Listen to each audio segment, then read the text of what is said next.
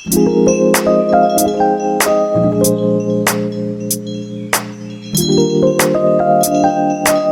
guys, মোৰ চেনেলটোত আপোনালোকক স্বাগতম জনাইছোঁ। আজি মই মাছৰুম বনাই দেখুৱাম। এই মাছৰুমখিনি মই সৰু সৰু পিচ কৰি ল'ম বইল কৰিবৰ কাৰণে।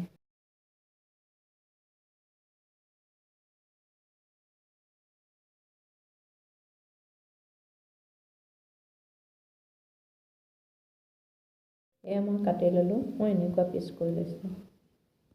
এয়া মই সৰু সৰু আলু দুটাও কাটি লৈছোঁ। এতিয়া বইল কৰি ল'ম, পানী দি দিছোঁ। আলুখিনিও মাছৰুমৰ লগতে বইল কৰি লৈছোঁ।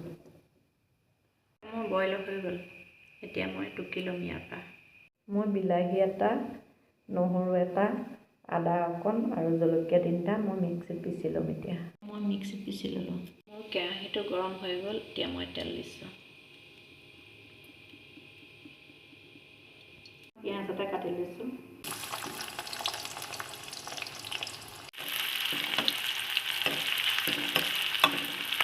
বইল কৰা মাছৰুমখিনিয়ে আলুখিনিয়ে মই এতিয়া তেলত দি দিছোঁ। সোৱাদ অনুযায়ী নিমখ দিছোঁ। মই হালধি দিছোঁ। এয়া মই জিৰা ধনিয়া গুড়ি দিছোঁ। এয়া মই জলকীয়া গুড়া দিছোঁ। পেষ্টখিনি দি দিছোঁ।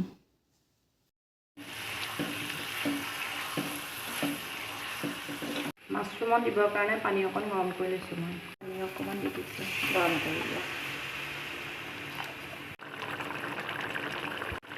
মই ধনিয়া অলপ দি দিছোঁ।